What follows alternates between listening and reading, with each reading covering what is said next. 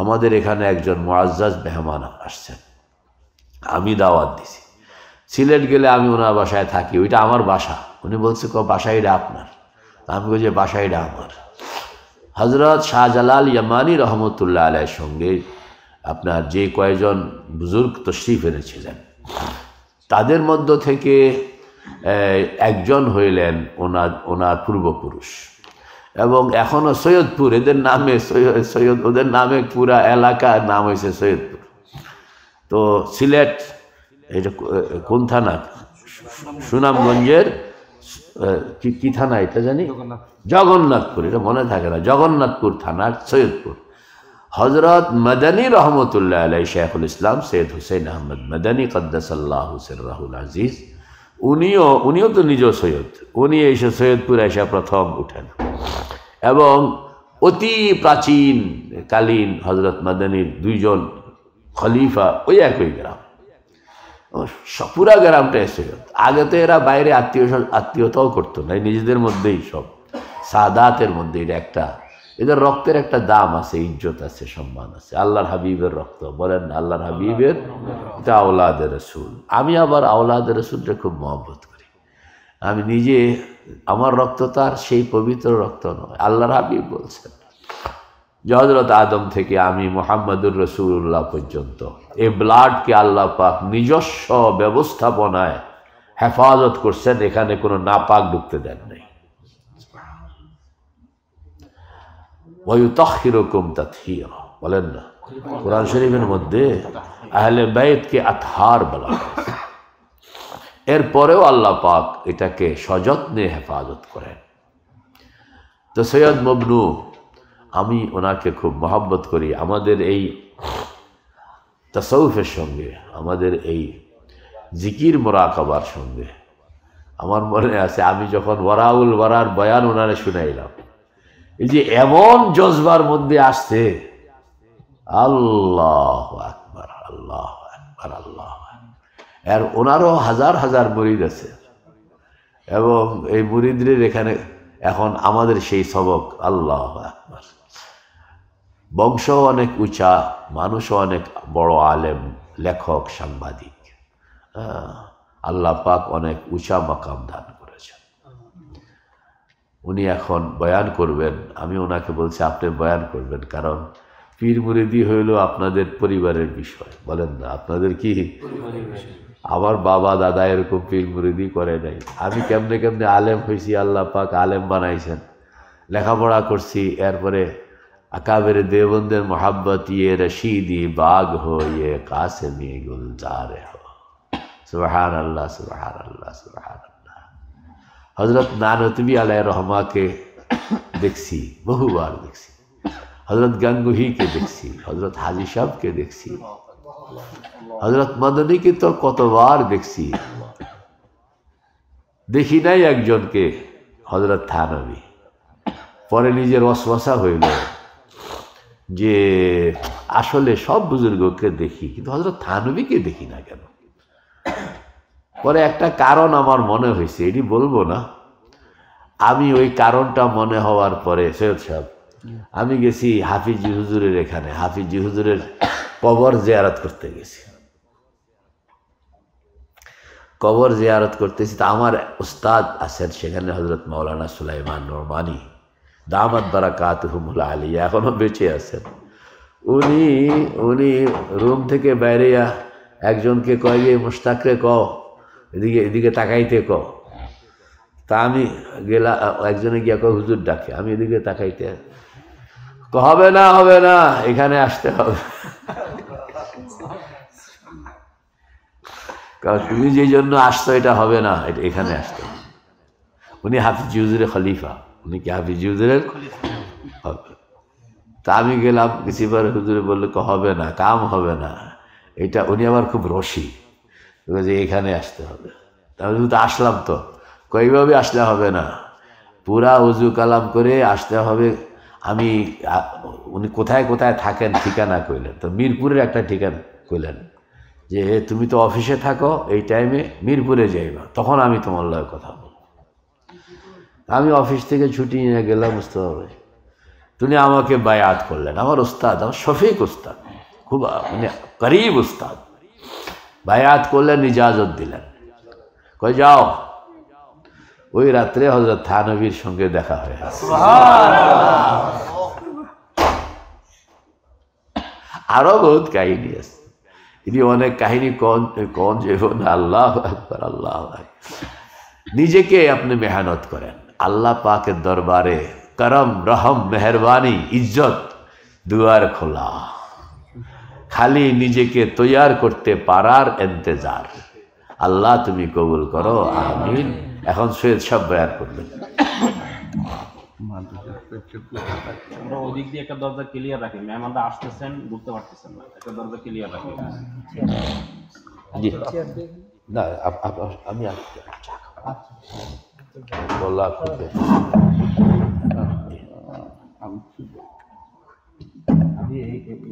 লাগোয়াই আছে, একটু চা খাইতেছি। চা দেন বসবো না,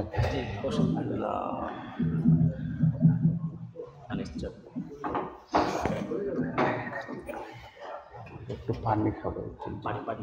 আমি তো ওগুমা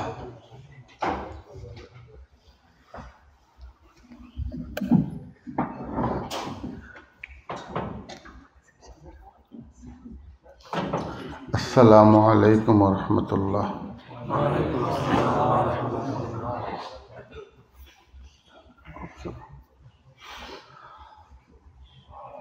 আলহামদুলিল্লাহি রাব্বিল আলামিন ওয়াল আকিবাতু লিল মুত্তাকিন ওয়াসসালাতু ওয়াসসালামু আলা সাইয়্যিদিল আমবিয়া মুহাম্মাদ সাল্লাল্লাহু আলাইহি ওয়াসাল্লাম।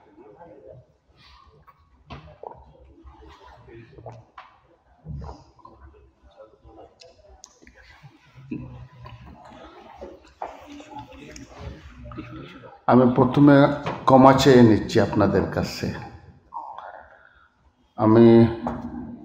আমাদের একটা মাহফিল ছিল, হযরত যাওয়ার কথা ছিল, কিন্তু এই মাহফিলের জন্য হযরত যেতে পারেননি। আমি অনেক ব্যস্ত ছিলাম, কিন্তু হযরত অনুরোধ করলেন আসার জন্য, যার কারণে আমি আমার গ্রাম থেকে কালকে রাত্রে 9:30টায় সিলেট শহরে এসে এরপরে 12টার গাড়িতে উঠে এখানে এসে ফজরের সময় পৌঁছেছি, শুধু হযরতের হুকুম পালনার্থে। আবার আজকে রাত্রে আবার বরুণায় যেতে হবে, এখানে আজকে মাহফিল, ওয়াজ মাহফিল, ওরা দাওয়াত দিয়েছেন যাওয়ার জন্য। আমাকে হযরত যে বিষয়টা বলেছেন বলার জন্য, আমি ওই বিষয়ের উপরই কথা বলবো।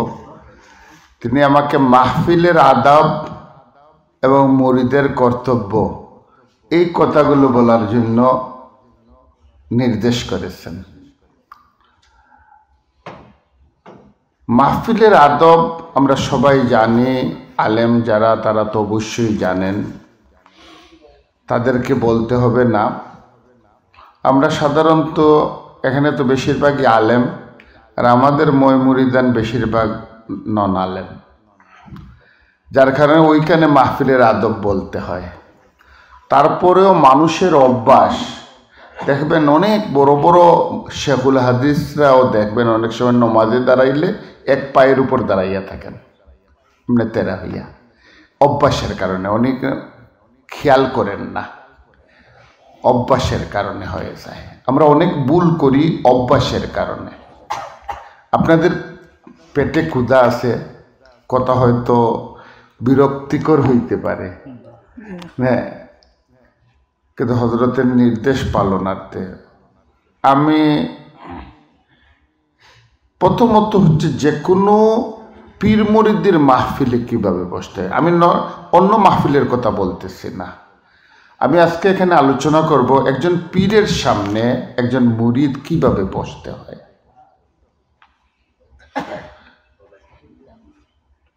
পীরের সামনে যখন মুর্শিদ, আমরা মুর্শিদ বলি, মুর্শিদের সামনে যখন তার মুরিদ যাবে, তখন কিতাবের মধ্যে অনেক বুজুর্গরা লেখছেন, যেভাবে লাশকে দোনেওয়ালায় যে কোনো জায়গায় হাত নিতে পারে, যে কোনোভাবে কাজ করতে পারে, উলট পালট করতে পারে, লাশের কিছু বলার নেই। মুরিদ যখন তার মুর্শিদের সামনে যাবে সে লাশের মতো হয়ে যাবে, তার কোনো অস্তিত্ব থাকবে না।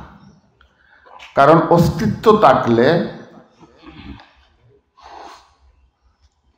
দেখেন একটা কথা বলি, আমি এই চেয়ারে বসে আপনারা নিচে বসে, অনেক মুরব্বী বেয়াদবি মাফ করবে এটা, কিন্তু বক্তা যিনি তিনি হয় দাঁড়াইতে হয়, নাইলে একটা উঁচু জায়গায় দাঁড়াতে হয়, মেম্বরে বসতে হয়, কারণ কথাটা নিচের দিকে যায়।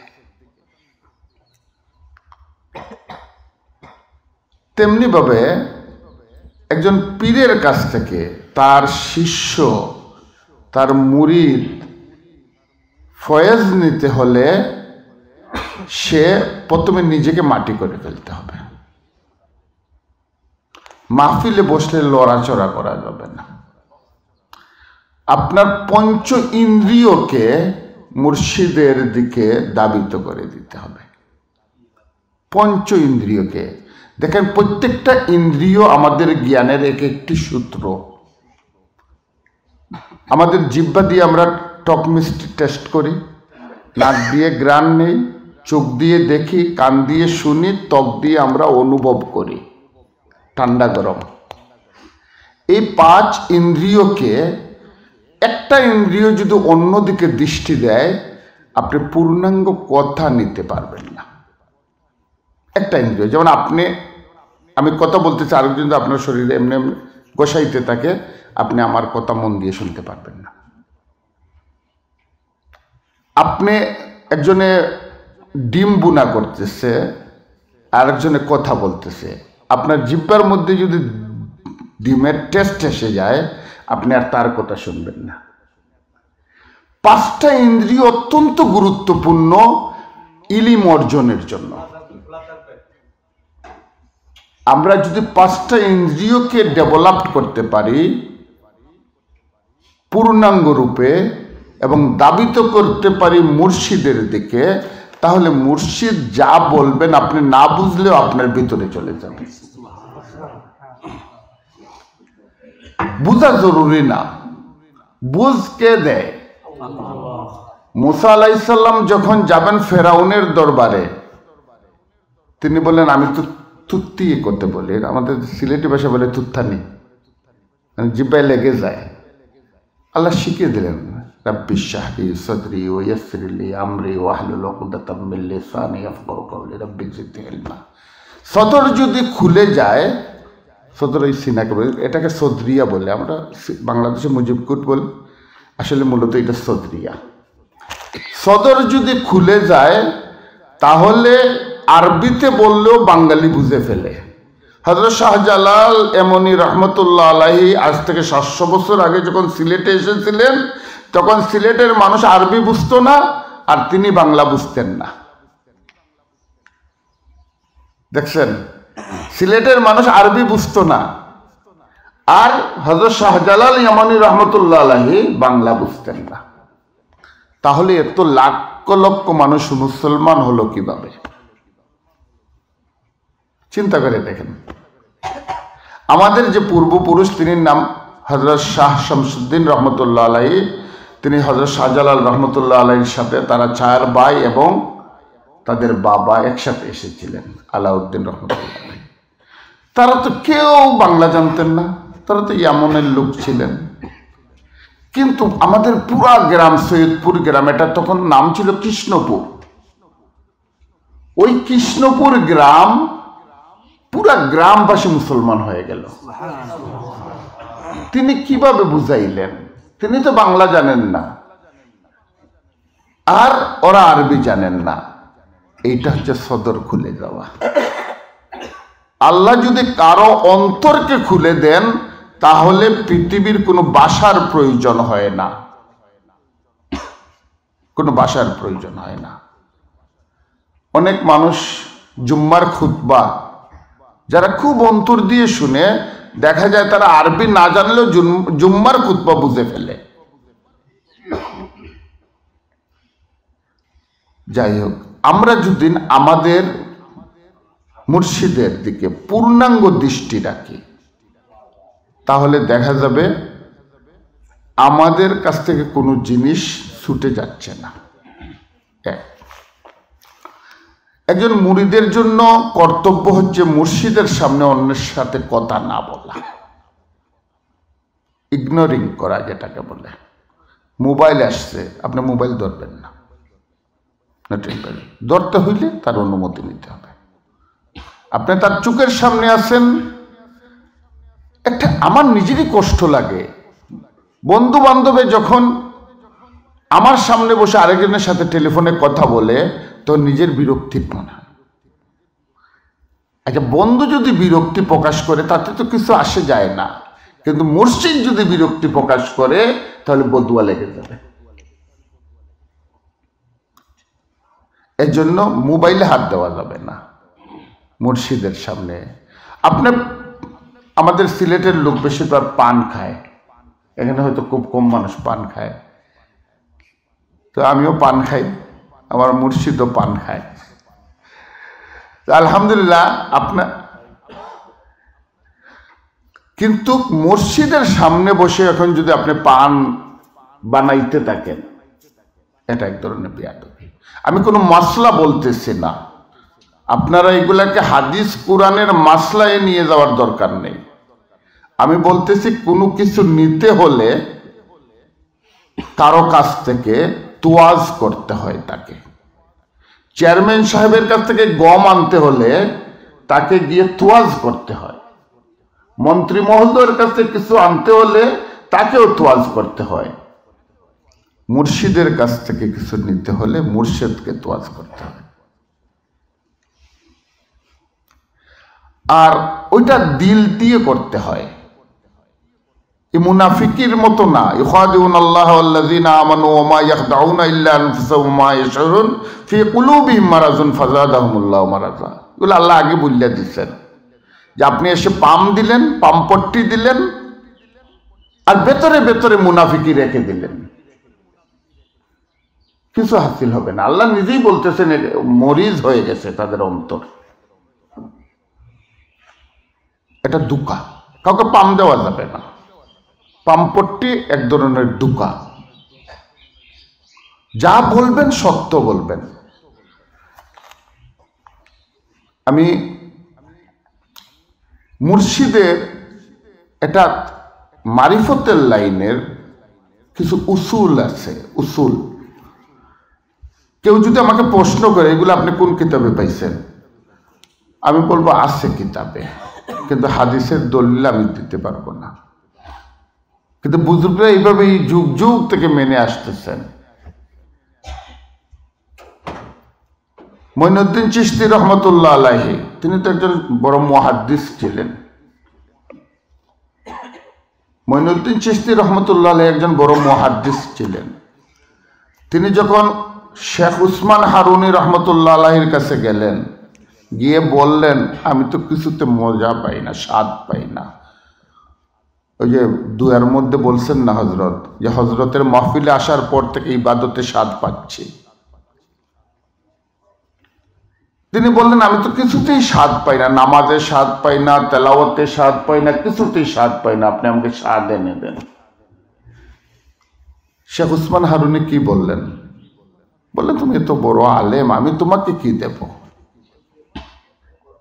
উনি বললেন না, আপনি আমাকে কিছু দিতে হবে। বললেন তাহলে আমার পাক করে যাও, বাবুরসির সাথে কাজ করো,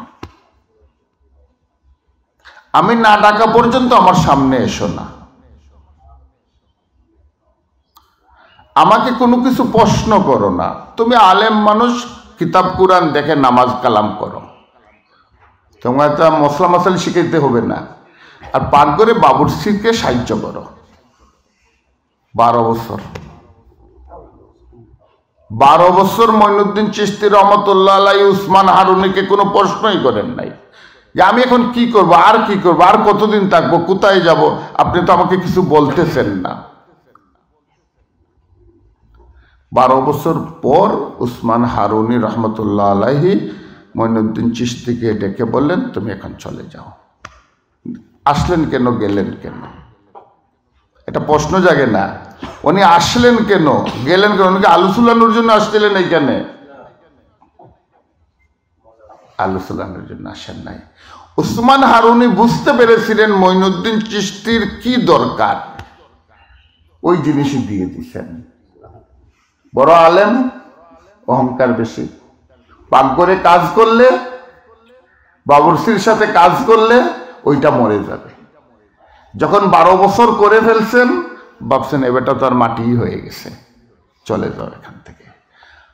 মারিফতের কাজ, মুর্শিদের কাছে আসার মূল উদ্দেশ্য হচ্ছে আমি আমাকে মাটি করে ফেলবো, আমার কোনো অস্তিত্ব থাকবে না। নিজেকে নিজে হত্যা করা, এটার নামই হচ্ছে মারিফত। মারিফত খুব কঠিন না। আপনার রাগকে থামাতে হবে, আপনার লোভকে থামাতে হবে, আপনার যৌন উত্তেজনাকে থামাতে হবে, নিয়ন্ত্রণে আনতে হবে, আপনার মোহকে থামাতে হবে, আপনার মৎসর্য, যেটা হিংসা করা, মানুষের প্রতি হিংসা করা, যেটা, এটাকে থামাতে হবে। এই 6টা রিফু, এই 6টা রিফুকে থামাতে হলে একা একা পারা যায় না। লোভ এমন এক জিনিস, এটা কি সম্ভব একা একা ফেলে দেওয়া?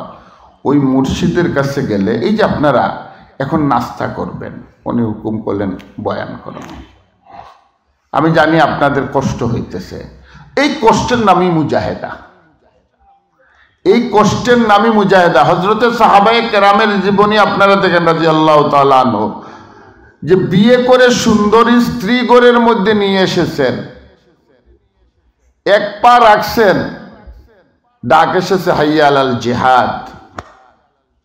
স্ত্রী বলতেছেন একবার ঘরে ঢুকো, আমি তোমার চেহারাটা দেখি। তিনি বলতেছেন ঢুকলে যদি তোমার প্রতি স্নেহ হয়ে যায়, মহব্বত হয়ে যায়। রসুলের ডাক এসেছে সাল্লাল্লাহু আলাইহি সাল্লাম, না, আমি, স্ত্রী বলতেছেন আমি একবার যদি দেখি তোমাকে, তাহলে কিয়ামতের মাঠে তো চিনতে পারবো তুমি শহীদ হয়ে গেলে। বললেন তুমি এমনিই চিনবে আমাকে। চলে গেছেন জিহাদের মাঠে, শহীদ হয়ে গেছেন। আপনি যদি আমাকে, কিতাবের মধ্যে লিখেছেন মুর্শিদ যদি ডাক দেয়, মুর্শিদ যদি কোনো জায়গায় আপনার এলাকায় গেছে আপনি খবর পান, আর আপনি যদি বেত সিলাই না, এভাবে সিলাইতে থাকেন, আপনি ওই বেত জায়গায় রেখে চলে যাবেন প্রথমে মুর্শিদের খবরে, নতুবা মারিফত হাসিল হবে না। হযরত হাকিম আখতার সাহেব রহমতুল্লাহ আলাইহি, নাম শুনছেন তো? হাকিম আখতার সাহেব রহমতুল্লাহ আলাইহি, আমি বেশ কয়েকবারই তার সাথে এখানে গেছি। তো তার ছেলে মাজহার, হাকিম মাজহার সাহেব, এখন বর্তমানে যিনি তার দায়িত্বে আছেন, তার বড় ছেলে, তিনি গেছেন, আমি তার পীরের নামটা এখন ভুলে গেছি, তিনি গেছেন তার পীরের কাছে খবর দিতে যে আমার ছেলে হয়েছে। ফুলপুরি, আচ্ছা, না আবরারুল সব তো পরে বলছেন বসো, ওই যে বসো বলছেন, এরপরে বসতে বসতে 1947 পাকিস্তানে চলে এসেছেন ইন্ডিয়া থেকে। ছেলের বয়স যখন বড়, আমি হাকিম মাজহার সাহেবের সাথে আমার দেখা হয়েছে, তো এই ছেলের বয়স যখন 12, তখন ছেলেকে বললেন তোমার পরিবার নিয়ে আসো পাকিস্তানে। এরপরে গিয়ে পাকিস্তানে নিয়ে আসা ইন্ডিয়াতে। তিনি বলেন নাই যে আমি আমার ছেলেকে দেখতে যাব, প্রথম ছেলে হয়েছে। এই ছিল বুজুর্গদের পীর মুরিদি। আমরা আফসোস, আমাদের মুর্শিদের সমালোচনা করা যাবে না, গুণনা করেও না। শেখ প্রায় সময় আমাকে একটা কাহিনী বলেন, হযরত আব্দুল কাদের জিলানী রহমতুল্লাহ আলাইহির একটা কাহিনী, যে উনি এক এলাকায় গেছেন, হাজার হাজার মানুষ তাকে সম্বর্ধনা দিচ্ছে, নিয়ে যাচ্ছে। হঠাৎ দেখা গেল একজন লোক এইভাবে ছাতি আওর দিয়ে বসে আছে। তখন আব্দুল কাদের জিলানী রহমতুল্লাহ আলাইহি ডেকে জিজ্ঞেস করলেন যে তুমি এখানে ছাতা আওয়ার দিয়ে কেন বসে আছো? সে বলল, দেখেন, আমি যার মুরিদ তিনি আপনার মুরিদ, আমি যার মুরিদ তিনি আপনার মুরিদ। এত হাজার হাজার লোক আপনাকে সম্বর্ধনা দিয়ে নিয়ে যাচ্ছে, আর আমার পীর সাহেবের এতটুকু হয় না। এটা যদি আমার মনের ভিতর এসে যায় যে আমার পীর সাহেব ছোট, আপনি বড়, এজন্য আমি ছাত্রী দিয়ে আওয়ার দিয়ে বসে আছি, আমি এটা দেখবো না। এর জন্য আদবে মুরিদের মধ্যে লেখা আছে যে আপনি আপনার দাদা পীরকেও আপনার পীরের উপরে স্থান দেবেন না। আপনার আচ্ছা, আমরা কি আমাদের বাবার উপরে কাউকে স্থান দেই না? তাহলে এইভাবে তিনি যত বড় আলিম হন না কেন আপনার পীরের উপর না, এটা মনের ভিতরে রাখতে হবে, নাইলে ইলমে মারিফত হাসিল হবে না। আপনার ভিতরে যদি গুণনাক করে এটা চলে আসে যে আপনার পীরের যোগ্যতা নাই, তা আমি মাঝে মধ্যে বলি, আমার মুরিদদেরকে বলি, লাইটে যদি পাওয়ার না থাকে এটা ফেলে আরেকটা লাইট খরিদ করো। আপনার পীরের যদি পাওয়ার না থাকে মনে করেন, তাহলে এইখান থেকে আপনি আলো পাবেন কিভাবে? আপনি আলো পাবেন না। এর জন্য অন্তর থেকে এই কথাকে সম্পূর্ণ মুছে ফেলতে হবে যে আমার পীরের উপরে আর পৃথিবীতে কোনো পীর নাই, আমার পীরের উপরে পৃথিবীতে আর কোনো পীর নাই। এটা অন্তরে ঢুকাইতে হবে, নাইলে তার কাছ থেকে আপনি ফয়েজ পাবেন না। আমরা দোকানের মালিক কাকে বানাই? যাকে বিশ্বস্ত মনে করি, ঠিক না? বিশ্বস্ত না হইলে কি দোকানের চাবি দেব? কোনো মুর্শিদও কোনো শিষ্যকে বিশ্বস্ত না হইলে খেলাফতি দেয় না। বিশ্বস্তটা নিতে হয়। মুর্শিদের গ্লাসে পানি খাওয়া যাবে না, সে যে গ্লাসে পানি খায় এই গ্লাসে পানি খাওয়া যাবে না, এহতেরাম কমে যায়। সে যে যায় নামাজে নামাজ পড়ে ওই নামাজে পা রাখা যাবে না। এটা আমি কোনো ফতুয়া দিতেছি না, এটা আমি এহতেরামের কথা বলতেছি। যে এই যে আমি এখানে বসতে সময় একটু বললাম না আমি বসবো কি না, কারণ এখানে আমার মুর্শিদ একটু আগে বসে গেছে, আমি কেমনে বসি এখানে? এইটা মনের ভিতরে থাকতে হবে। মুর্শিদের জুতা পরা যাবে না। হযরতে সাহাবায়ে কেরাম রাদিয়াল্লাহু তাআলা আনহু যেভাবে রাসূল করিম সাল্লাল্লাহু আলাইহি সাল্লামকে সম্মান করতেন, একজন মুরিদ তার পীরকে এইভাবে সম্মান করতেন। কারণ এখন রাসূলও আসবেন না, সাহাবাও আসবেন না। আমাদের যুগের জন্য আমাদের মুর্শিদ রাসূলের প্রতিনিধি, আর আমরা সাহাবীদের প্রতিনিধি, ঠিক না বেঠিক? এটা হ্যাঁ, এটা মাইন্ডের ভিতরে ঢুকাইতে হবে।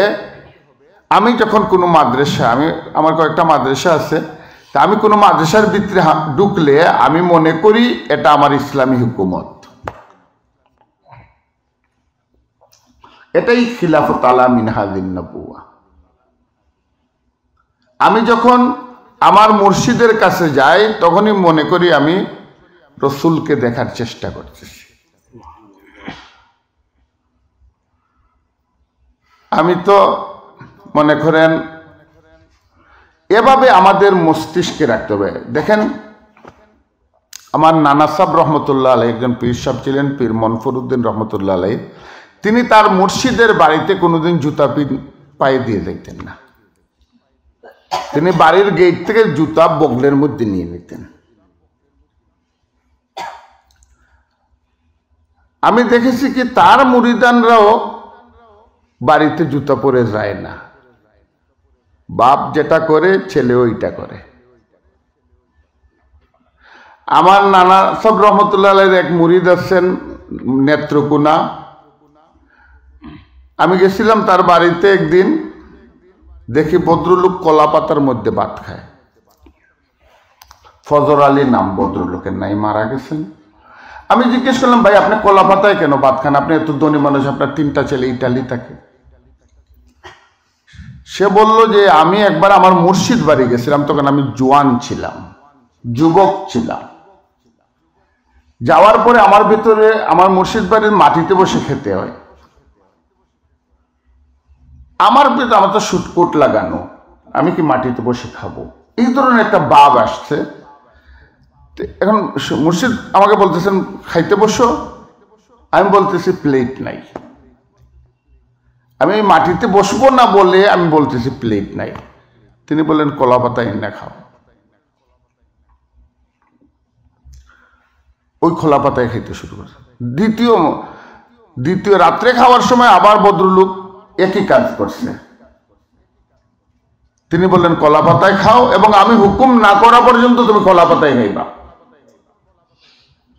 আমি যখন তার সাথে দেখা হইল, তখন আমার নানা সাহেব রহমতুল্লাহ আলাইহি মারা যাওয়ার প্রায় 20 বছর পর। আমি গিয়ে দেখি ভদ্রলোক এখনো কলা পাতায় ভাত খায়। আমি বললাম যে আপনি এটা করতেছেন কেন? মুর্শিদ তো হুকুম উঠানোর আগে মারা গেছে। মুর্শিদ তো হুকুম উঠানোর আগেই মারা গেছে, এখন আমার এই হুকুম কে উঠাইব? মুর্শিদের ছেলেকে বলছিলাম আপনি উঠান, সে বলে আমি পারবো না। তোমার মুর্শিদের হুকুম আমি কেমনি উঠাইব? আপনি তো নাতি আইছেন, আপনি উঠান। আচ্ছা, মুর্শিদের হুকুমকে আমি উঠাইতে পারবো? আমি জিজ্ঞেস করলাম, ফজর আলী তুমি এই কলা পাতায় খাইয়া কি লাভ করলা? লাভ এইটা করছি, এই গ্রামের কেউ আমার সামনে চেয়ারে বসে না। লাভ এইটা করছি, আমার নাতিরা পর্যন্ত আমার সামনে কোনোদিন চেয়ারে বসে না। আমি আমার মুর্শিদকে সম্মান করছি, আল্লাহ পাক আমার সম্মানকে বৃদ্ধি করে দিয়েছে। এটা আমার দেখা ঘটনা। এইভাবে অসংখ্য কাহিনী রয়েছে। আপনার আমার মানতে হবে। প্রথমে আমাদের সমাজের সবচাইতে গুরুত্বপূর্ণ অপরাধ হচ্ছে আমরা মানি না কেউ কাউকে।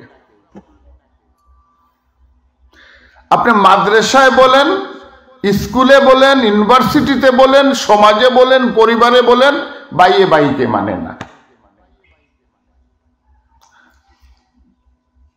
আমরা প্রথমে মানার দিল বানাতে হবে। প্রথমে আমরা এটা সিদ্ধান্ত নিব। আল্লাহ তো কোরআন শরীফের মধ্যে বিসমিল্লাহির রহমানির রহিম আতিউল্লাহ ওয়া আতিউর রাসূল উলিল আমরি মিনকুম। এটা ফরজ না মানা? আনুগত্যটা ফরজ না? মুর্শিদের আনুগত্যটা ফরজ। আপনি মুর্শিদ ধরার সময় দেখবেন তিনি সুন্নতে রসুলের উপর আছেন কিনা, তিনি ইসলামের উপর আছেন কিনা, শরীয়তের উপর আছেন কিনা, এটা আপনি মুর্শিদ ধরার আগে দেখবেন। আর ধরার পরে তাকে মানা আপনার জন্য ফরজ হয়ে যায়। মুর্শিদ কি? অনেকের ভেতরে মুর্শিদ কিছুই না। মুর্শিদ আপনাকে ডাইনে যাবেন না বামে যাবেন এই রাস্তাটা শুধু দেখায়, কিন্তু ডাইনে বামে যাওয়ার দায়িত্ব আপনার নিজের। এর জন্য আদব জরুরি। মুর্শিদ সাহেব জুড়ে কথা বলা যাবে না, জুড়ে কথা বলা যাবে না। এটা সবসময় খেয়াল রাখতে হইব যে আমি আমার মুর্শিদের সামনে জুড়ে কথা বলবো না। আপনার সব সময় এটা খেয়াল রাখতে হবে যে মুর্শিদ যেখানে বসে, যেখানে আমি ফতোয়া বলতেছি না, আমি বলতেছি আদব, মুরিদদের আদব। মুর্শিদের ছায়া যে জায়গায় পড়বে আপনি ওই ছায়ার উপর পা রাখবেন না, ছায়ার উপর পা রাখবেন না, এটাও আদবের খেলাফ।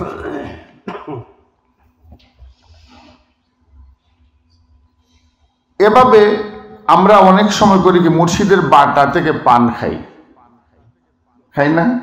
হ্যাঁ, অনেকে খাই। মুর্শিদ হুকুম না দিলে আপনি খাইতে পারবেন না। মুর্শিদ হুকুম না দিলে আপনি খাইতে পারবেন না। এই জিনিসগুলো আমাদের লক্ষ্য করা খুবই জরুরি। আমরা যে ইজতেমা করি, আপনি এটাকে আমাদের ভাষায় বলে চিল্লা, আমাদের বাসায় আমরা যখন মুরিদদের সাথে ব্যবহার করি এটাকে আমরা চিল্লা বলি, 3 দিনের চিল্লা। চিল্লা মানে কি? তবলিগের চিল্লা এক ধরনের, আর এখানের চিল্লা আরেক ধরনের।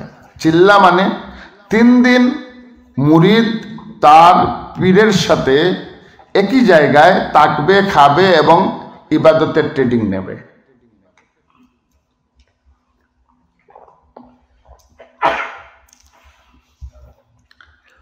আপনি কষ্ট করার নিয়তে আসবেন।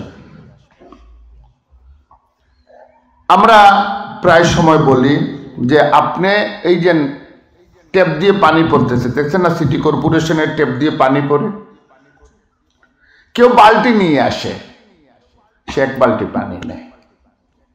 কেউ গ্লাস নিয়ে আসে, 1 গ্লাস পানি নেয়। কেউ একবারে ড্রাম নিয়ে আসে, সে 1 ড্রাম পানি নেয়। কিন্তু পানি কিন্তু একই স্টাইলে পড়তেছে, সারাদিন একই স্টাইলে পড়তেছে। মুর্শিদ যেমন আছেন তেমনই থাকবেন, আপনি যা নিতে আসবেন তাই নিয়ে যাবেন, এটা বিশ্বাস রাখতে হবে। আপনি যদি হাত দিয়ে পানি খান তাহলে 1 হাত পানি নেবেন, আপনি গ্লাস নিয়ে আসেন 1 গ্লাস পানি নেবেন, ড্রাম নিয়ে আসেন 1 ড্রাম পানি নিয়ে যাবেন। মুর্শিদ কিন্তু সমান তালে সবাইকে দিতেছেন, সমান তালে সবাইকে বিতরণ করতেছেন, কিন্তু সমান তালে সবাই নিতে পারতেছেন না।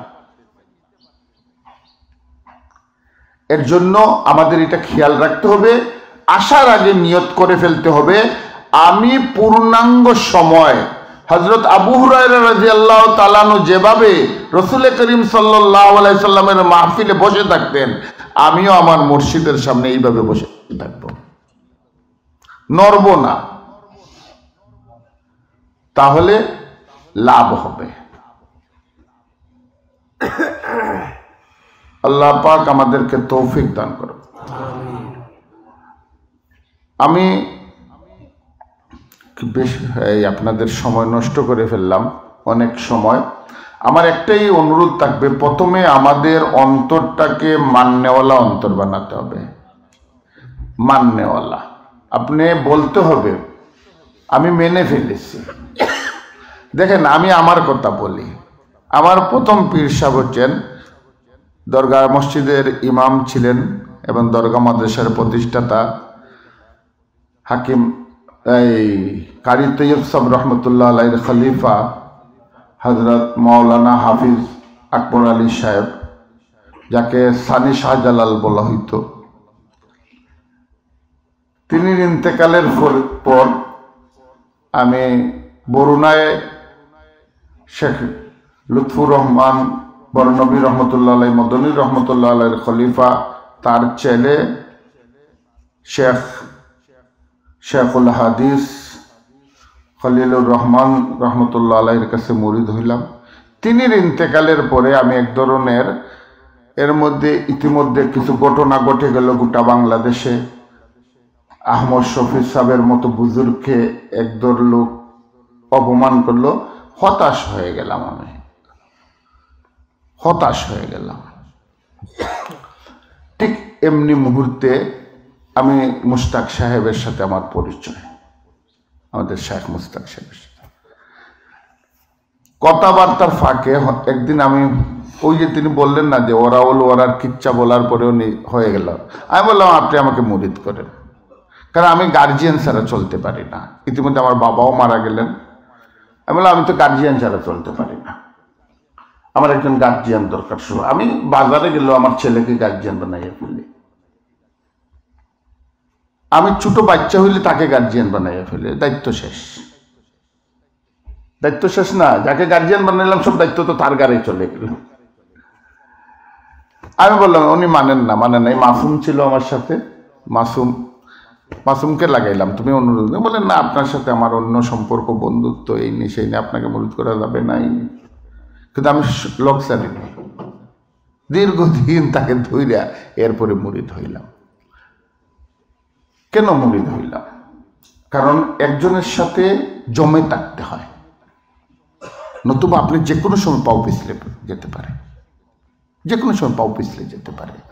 ওই যে বলা হয় না যে আসলে ওরা একটু অতিরিক্ত বলে, যার পীর নাই তার, যার মুর্শিদ নাই তার মুর্শিদ শয়তান। এটা অতিরিক্ত কথা, আমি এইভাবে বলবো না, কিন্তু যার মুর্শিদ নাই তাকে শয়তানে ধোঁকা দিতেই পারে, তাকে শয়তানে ধোঁকা দিতেই পারে। আর যে সহবত পায়নি, কোনো বুজুর্গের সহবত পায়নি, সে তার অন্তরকে কখনো দমন করতে পারবে না, পারবে না। এই যে সহিরিপুর কথা বললাম, লোভ, কোপ, খাম, মোহ, মৎস্য, এইগুলা দমন না করলে আপনি আল্লাহও পাবেন না। এই ছয়টা যার অন্তরের ভেতরে আছে তার অন্তরে আল্লাহ আসবেন না। আমরা তো সবাই আল্লাহর খুঁজেই তো আইছি এখানে, আর তো কিছুর জন্য না। তাহলে আমাদের গ্লাসে, একটা গ্লাসে যদি ময়লা থাকে, ওই ময়লা গ্লাসে কি দুধ রেখে আপনি খাবেন? খাবেন না। তাহলে আপনি কেমনে বিশ্বাস করেন আপনার আমার অন্তরের মধ্যে ময়লা থাকবে, ওই ময়লার মধ্যে আল্লাহ তার নূর রাখবে? কোনোদিন রাখবেন না, কোনোদিন রাখবেন না। এর জন্য আমরা মূলত এসেছি এখানে আমাদের অন্তর পরিষ্কার করার জন্য, আমাদের অন্তরকে কি করার জন্য? পরিষ্কার করার জন্য। আর অন্তর পরিষ্কারের সহজ পথ হচ্ছে মুর্শিদকে পূর্ণাঙ্গ আনুগত্য দেওয়া, পূর্ণাঙ্গ। ওই যে আমি মাঝে মধ্যে আমার মুরিদদেরকে বলি আল্লাহ রাসূল সাল্লাল্লাহু আলাইহি সাল্লাম বলেছেন, কোরআন শরীফের আয়াত আছে যে তোমরা ততক্ষণ পর্যন্ত প্রকৃত মুমিন নয় যতক্ষণ পর্যন্ত আল্লাহ এবং রসুলকে তোমাদের পরিবার পরিজন ধন সম্পদ থেকে বেশি ভালোবাসোনি। আছে না আয়াত? হাদিস আছে, এই হাদিস আছে। ওই যে কথাটাকে আপনি নিয়ে আসেন আপনার মধ্যে। কারণ আমি বলছি না যে আমি হচ্ছি সাহাবায়ে কেরামের প্রতিনিধি আর মুর্শিদ হচ্ছেন রসুলের প্রতিনিধি। তাহলে আমার মুর্শিদে আমাকে এই কথাই বললেন মনে করেন, এই হাদিসটা শুনাইয়া দিলেন। আমল, হাদিসকে তো আপনি আমলে নিয়ে আসতে হবে আমাদের। আমরা হাদিস বললাম, এটা কি 1400 বছর আগে শেষ হয়ে গেছে? জি না, এটা কিয়ামত পর্যন্ত চলবে। তাহলে কিয়ামত পর্যন্ত যদি চলে, তাহলে তো আমাদের সময়ে এই হাদিস আমাদের মুর্শিদ বা উস্তাদদের সাথেই বনবে। আমি কথা শুনতেছি সবে, আল্লাহ শুকর।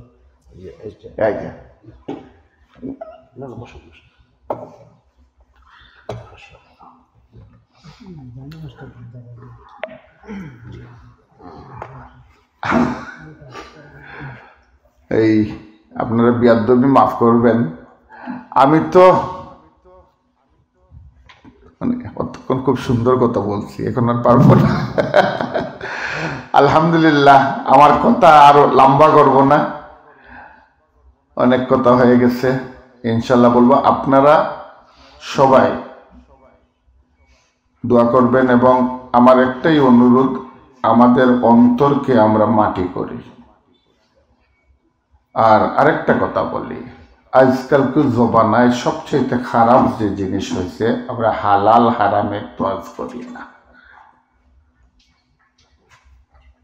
হারাম খাইলে দোয়া কবুল হয় না, হারাম খাবাইলে বাচ্চাকে, বাচ্চাও হারামি হয়। এইটা অন্তরে আনতে হবে। এর জন্য হালাল হারামকে দেখতে হবে, হালাল হারামকে পূর্ণাঙ্গ বুঝতে হবে। এই আল্লাহ পাইতে হইলে আল্লাহ নাপাক রক্তেও আসে না। এই জন্য আমরা কমপক্ষে একটা জিনিস জেনে ফেললে সহজ হয়ে যায়। কারণ হালাল এবং হারাম তো আল্লাহ নির্ধারণ করছেন, আর কেউ নির্ধারণ করে নাই। কি কি জিনিস আল্লাহ হারাম করেছেন, ওই জিনিসগুলো যদি আমরা একটা লিস্ট বানিয়ে ফেলি, তাহলে এর বাইরে সব তো হালাল, সহজ মশলা। যা হারাম আল্লাহ করছেন একটা লিস্ট বানিয়ে ফেললে, এর বাইরে যা আছে তাই তো হালাল। এর জন্য হারাম খাওয়া থেকে আমরা প্রতিদিন দোয়া করব, আল্লাহ তুমি আমাদেরকে হালাল রিজিক দান করো। কারণ আমি দেখছি আমার দাদাজি রহমতুল্লাহ আলাই বলেন, আমার বাবা, চাচা, সবাইকে দেখছি। আমরা আলহামদুলিল্লাহ বিগত 700 বছরের মধ্যে 700 বছর ধরে আমরা সৈয়দপুরে আছি। 700 বছরের পুরানো যে বাড়িটা এখনো আমাদের আছে। তো আমরা গরিব হই নাই, কিন্তু আবার খুব বেশি দুনিয়া হই নাই। ইকোনমিক্সের একটা ফর্মুলা আছে যে কেউ আহামারি ধনী হইতে পারবে। আহামারি ধনী হইতে হইলে কাউকে না কাউকে নির্যাতন করতে হয়, কারো না কারো কাছ থেকে এগুলা চিনাই আনতে হয় আহামারি ধনী হইতে হইলে। আবার আল্লাহ পাকের কাছে দোয়া করি যে আল্লাহ পাক যেন আমাদেরকে জালেম না বানান। কোনোদিন জালিম হইয়েন না, মজলুম হয়ে যান। কারণ জালিমের সন্তান কখনো কামিয়াব হতে পারে না। আচ্ছা, ইয়াজিদের সন্তানটা কোথায় আছে আপনারা জানেন? হুসেনের সন্তান তো আপনাদের সামনে আছে।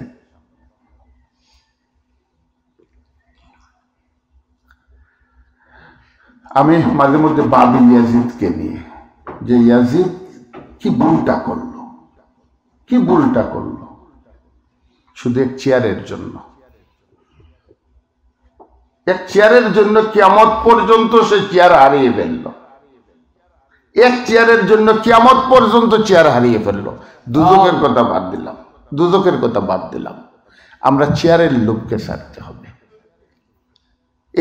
এই চেয়ারের জন্য আমরা কত ষড়যন্ত্র করি, কত মিথ্যা মামলা করি, কত মিথ্যার সাথে আশ্রয় নেই। এটা বাদ দিতে হবে। এই চেয়ারের জন্য ইয়াজিদ, মীর জাফর, বিভীষণ, কত মানুষ ইতিহাসে কলঙ্কিত হয়ে গেছে। 5 বছর ইয়াজিদের শাসনকাল কতদিন ছিল? হয়তো 2 বা 2.5 বছর, 2.5 বছর। কিন্তু কোটি হাজার হাজার বছরের জন্য সে কলঙ্কিত হয়ে গেছে। আর হুসেন রাদিয়াল্লাহু তাআলা আনহু শহীদ হয়ে অমর হয়ে গেছেন। আমরা মজলুম হতে পারি, আমরা জালিম হব না। এটা ইরাদা করতে হবে ভেতরে, যে আমরা মজলুম হতে পারি, আমরা জালিম হব না। আমরা কারো মাল আত্মসাৎ করব না, আমরা কারো ধন খেরে খাবো না, আমরা সুদ খাবো না, ঘুষ খাবো না। এগুলার থেকে আমরা যদি বেরিয়ে না আসতে পারি, কোনো পীরসা আমাদেরকে বেচতে নিতে পারবে না। এই যে বন্ডদের সমস্যা কি জানেন?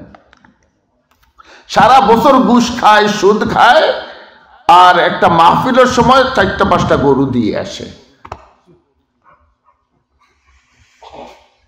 আপনারা দরগায় যাইয়েন, উরুসের সময় দেখবেন কত গরু নিয়ে যায়। ঘুষের টাকা দিয়ে গরু দিয়ে আসে সে। কতটা বুঝছেন? এর জন্য জাকজমক যেখানে দেখবেন, সেখানেই দেখবেন আপনি সুদ ঘুষের টাকা লাগিয়ে গেছে। বুঝছেন? সে মনে করে ওই টাকা দিলে বোধহয় আল্লাহ মাফ করে দেবেন। অন্যের হককে আল্লাহ মাফ করবেন? এর জন্য লোভকে বাদ দিতে হবে, লোভকে বাদ দিতে হবে, মোহকে বাদ দিতে হবে। যাই হোক, হযরত এসে গেছেন এখানে। আমি আমার বক্তব্য এখানেই শেষ করতেছি। আপনারা সবাই আমার জন্য দোয়া করবেন। এবং আমি আরেকটা অনুরোধ করব, যে এখানে হযরতের মুরিদ যারা আছেন তাদের জন্য মনে করতে হবে এটাই আপনার মূল বাড়ি।